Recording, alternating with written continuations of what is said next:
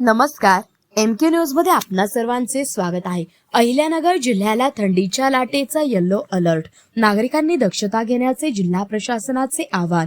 अहिल्यानगर दिनांक 9 जिल्ह्यामध्ये सद्यस्थितीत कडाक्याची थंडी पडत असून अनेक ठिकाणी किमान तापमान 10 अंश सेल्सिअस पेक्षा खाली गेल्याचे भारतीय हवामान खात्याच्या नोंदीवरून स्पष्ट झाले आहे। या पार्श्वभूमीवर हवामान खात्याने अहिल्यानगर जिल्ह्यासाठी दिनांक 9 ते 11 डिसेंबर 2025 या कालावधीत येलो अलर्ट जारी केला असून जिल्ह्यात तीव्र लाटेची थंडी येण्याची शक्यता वर्तवली आहे। या कालावधीत नागरिकांनी आरोग्याची काळजी घ्यावी असे आवाहन निवासी उपजिल्हाधिकारी तथा जिल्हा आपत्ती व्यवस्थापन प्राधिकरणाचे मुख्य कार्यकारी अधिकारी दादासाहेब गीते यांनी केले आहे।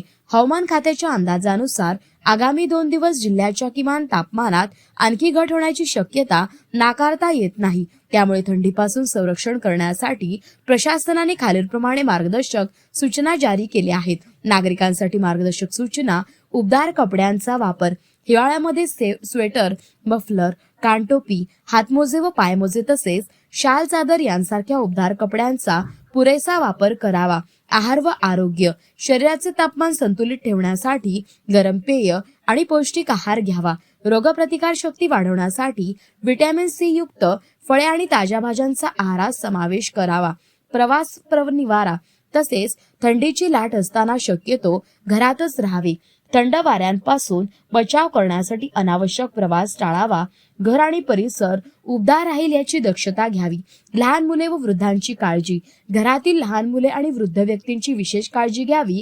थंडीमुळे त्यांना त्रास होणार नाही याकडे लक्ष द्यावे। वैद्यकीय सल्ला: थंडीत दीर्घकाळ राहिल्याने त्वचा निस्तेज आणि बधीर होत असल्यास तसेच शरीराचा थरकाप होत असल्यास त्याकडे दुर्लक्ष न करता तातडीने वैद्यकीय सल्ला घ्यावा।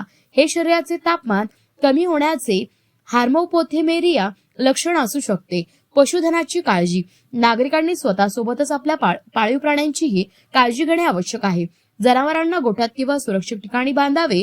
त्यांना थंड वाऱ्यापासून वाचवण्यासाठी योग्य ती उपाययोजना करावी। आपत्कालीन परिस्थितीमध्ये नागरिकांनी नजीकचे आरोग्य केंद्र, रुग्णालय किंवा 108 या टोल फ्री क्रमांकावर संपर्क साधावा असे आवाहन जिल्हा प्रशासनाकडून करण्यात आले आहे। प्रतिनिधी महेश कांबळे। मौज मजा मस्ती मध्ये रमते मन, निसर्गात नंदनवन साई बन। मौज मजा मस्ती मध्ये रमते मन, निसर्गात नंदनवन साई बन, साई बन।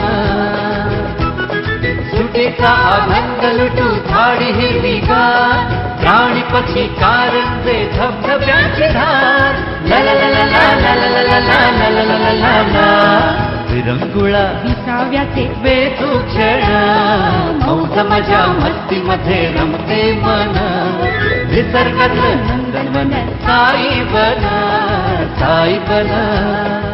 टेन्शन पासून राहू दूर, आनंद घेऊ पुरेपूर। हुरडा पार्टी वनभूषण या वैशिष्ट्यांसह अल्पावधीत लोकप्रिय झालेलं पर्यटन स्थळ साईबन।